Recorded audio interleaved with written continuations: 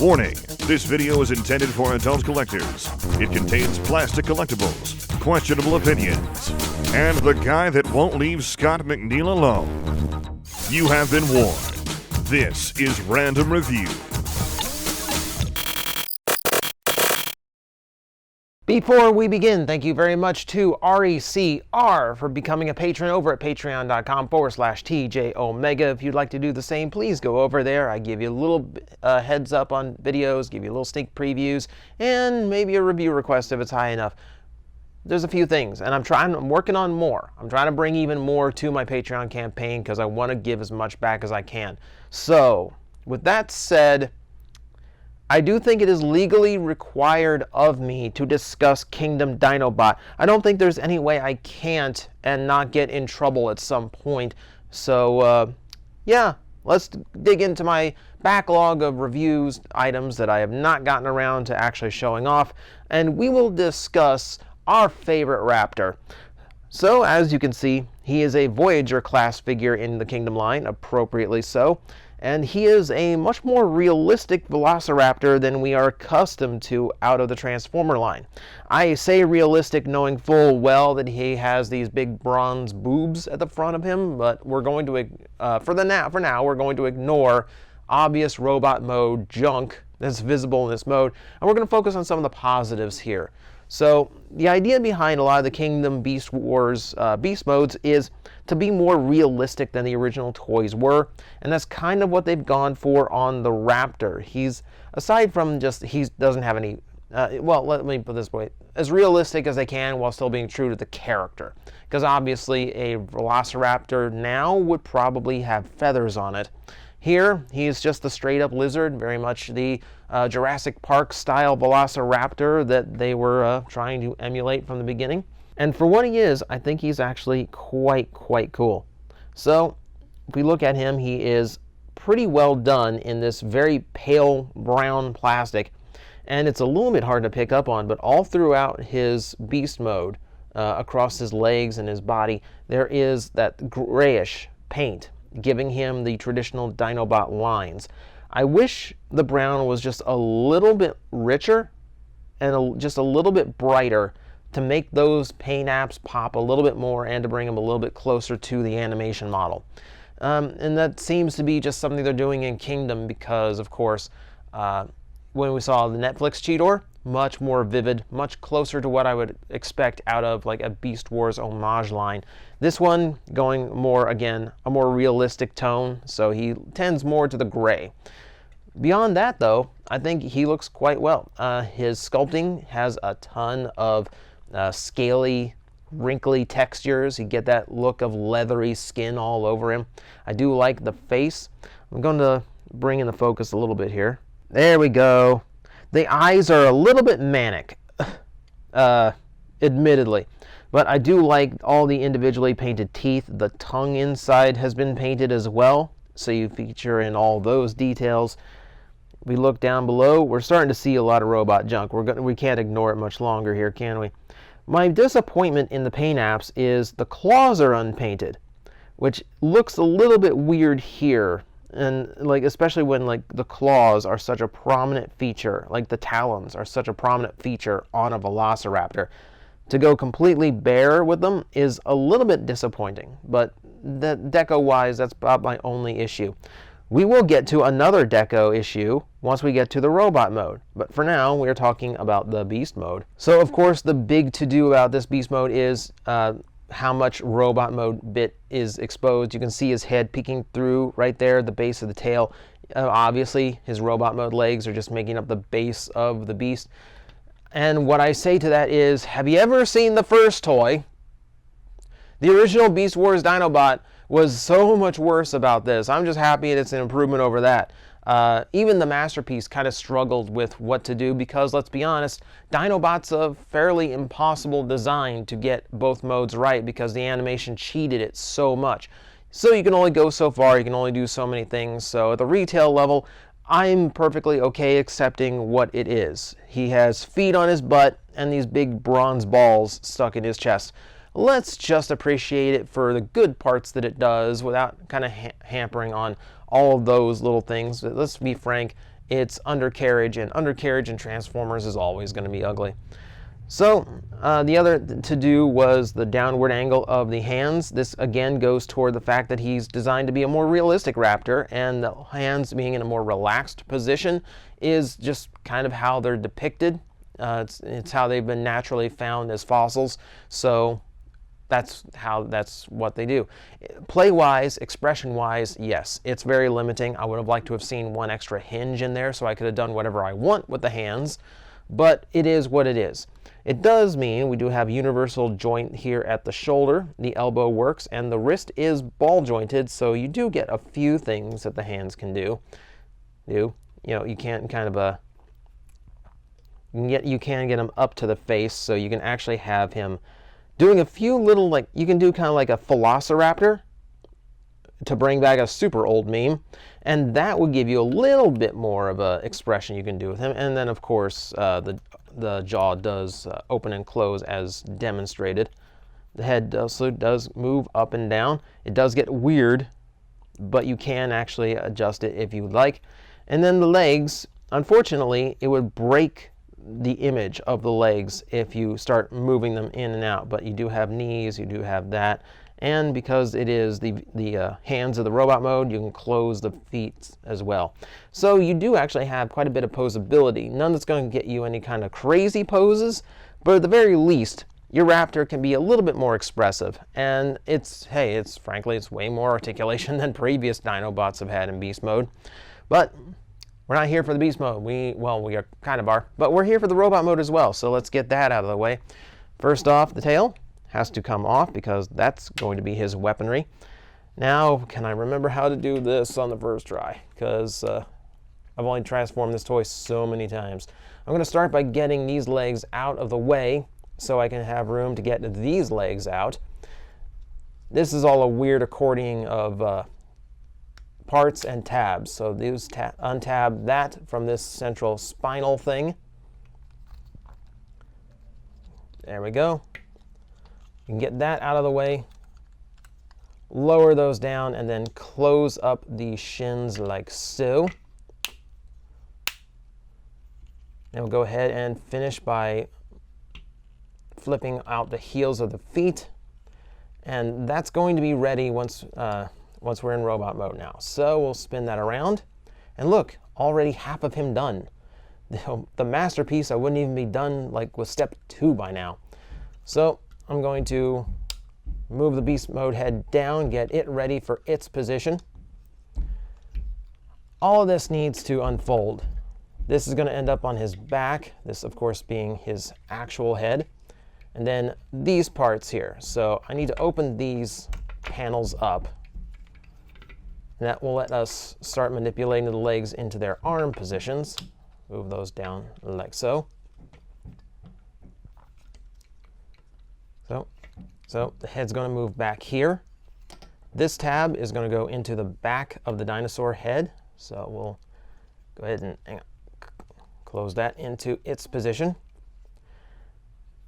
This is going to be a little bit funky. So that tab goes into the hand there, and this is going to fold up against the dino head on the side. We're going to have to probably going to have to adjust this a little bit as we transform it, just to make sure all the tabs fit in the right spots, because the tabs here aren't going to hold great. They're mostly just for alignment more than holding things together. All right, so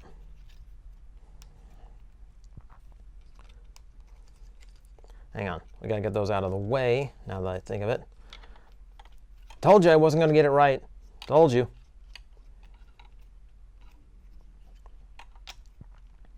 All right, so that's going to fill out the chest and complete that. Let me get the arms in the correct positions. We're getting close now. Now the beast mode arms are going to go in. They're going to try and tab in right there. It's not going to hold anything like tremendously. It's not going to click in by any stretch of the imagination. It's just going to be like, this is just where it goes. This is mostly just guidelines at that point. All right, so we move that down. We'll adjust the arms as necessary. straighten all those out, get that around, rotate that. And then make sure that all of this for the head is tabbed into correctly and all that folds down into that cavity. And that's going to be our Dinobot in his robot mode. Dinobot lives again. And ooh, I'm so happy to be able to say that. So obviously I need to practice the transformation a little bit more, but for what it is and to be at a retail level, I do think it is a perfectly good attempt at making a Beast Wars Dinobot that's as close to animation accurate as they can. It does come with some sacrifices, but the transformation itself, when you actually remember how it goes, is fairly smooth and not terribly complicated. It's definitely a fun one. You know, I do enjoy this figure as just a transforming puzzle. Now, looking at the toy himself, he is a very nice image of the original Beast Wars Dinobot, featuring in a lot of the details I didn't think they'd be able to work into a figure like this, and a few things that I think are actually pretty clever. So, to start with, he is showing a lot more of his bronze color that he is known for than he was in the Beast mode. Now, there is a metallic element to it, but it's not heavy swirls, it's not gold plastic. This is going to be perfectly fine long term. I haven't heard of anything being wrong with this particular type of plastic in the past. I think we're safe on this one. Toy itself, yeah, what can I say? It is a very nice vestige of the original Dinobot. He's got plenty of this like metallic paint to try and match up the aesthetic of the bronze plastic on him. You can see the blue down in the side of his torso, along with the rib bones that are painted gold. Dirk has been painted gold as well. And then let's go and look at the head, because that's the important part. There's the proud, noble warrior. He's looking so good. He's looking so good. I was not terribly happy with the sculpting on the Universe 2 figure, so to finally see a very well cast Dinobot at retail level, this makes me smile. This makes me smile. I wish his teeth were painted. It's a little bit weird just seeing like that little bit of blue between his lips, but hey, I will take what I can get, because this is nice. This is really nice. I'm happy with this Dinobot. So on the clever engineering front, we do have the chest here, which, you know, in the show is like a really wide, flattened out version of his Beast Mode head. Naturally, his Beast Mode head is right here in the center, and this is the thighs from the Beast Mode. These are the thighs from the Beast Mode with the eyes molded and painted in. So it's a very cool little way of blending parts together to actually create the correct aesthetic. Very, very clever on the designer's parts. On that note, very nice. What I'm not a fan of is the fact that the bones across the shins are not painted at all, which I think really does take away. Now I understand they can only afford to paint so much of the toy, and I believe because it's being used in like a lot of like the shoulders and the hips, that this bronze is actually the palm plastic that is much harder to paint.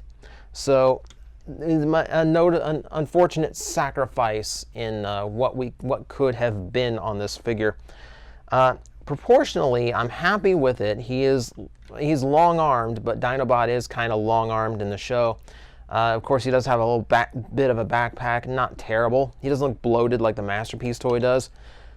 I kind of wish the chest was. I kind of wish he was like a little bit wider in the chest, or like wider in the shoulders. Like I feel like Dinobot's got a more powerful shoulder stance than this. So that's the only part where I think like he looks a little small in the shoulders, but beyond that, I'm okay with this. Now, what I'm not okay with is when we get into the weaponry. So I'm going to unfold his tail, and we're going to get two familiar weapons. First, we are going to get his spin shield, made from splitting his tail like so. And now, of course, on this one, it does not spin, because we can't afford gimmicks in these toys anymore. But, you know, that's not a huge loss, I don't think. So he does have that weapon still. I wish it was painted on the inside. That's my gripe on that one. And then we have his Spinal Sword with its individual bone sculpting. And you might notice, why is it purple? It's the only piece on this entire toy that's purple, and I have no idea why. It was bad enough when the Masterpiece had a chrome pink sword, and everyone complained about that, and Hasbro apparently heard those complaints and went, let's one-up it. Because at the very least, the chrome sword might have had a few scenes where there's a pink hue to it because of the lighting in the area, whatnot. No, no, no, no. We're just going straight purple with this instead of like the chrome silver it's supposed to be. Frustrating. Frustrating. They had a chance to learn and they did not. They did not learn, and that's always a mistake. But it is a minor detail in the end because that is still his signature weapon. So on the articulation front, head is ball jointed, moves all the way around. Universal shoulder joints, as well as a full 360 thigh swivel, 90-degree elbows.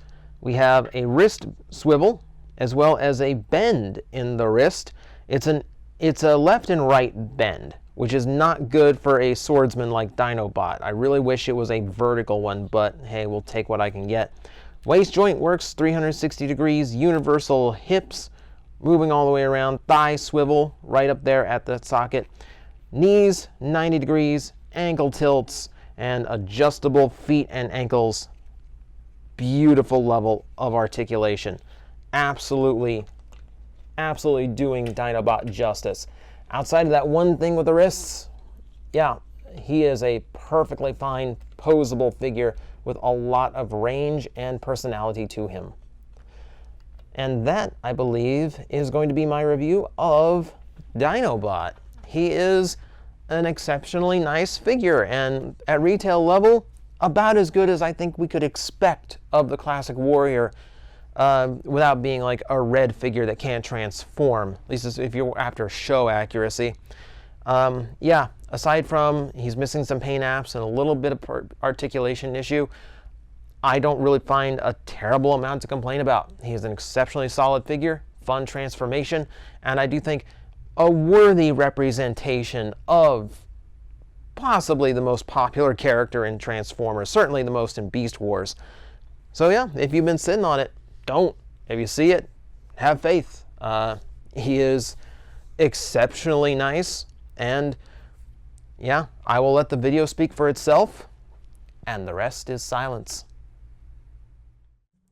Guys, I am facing the most powerful enemy any YouTuber can face, the algorithm, and I need your help to defeat him. Hit the like button, hit the subscribe button, hit the notification bell, and leave a comment. Every time you do, we attack that algorithm and we drive it back until it can no longer defeat this channel. Thank you very much.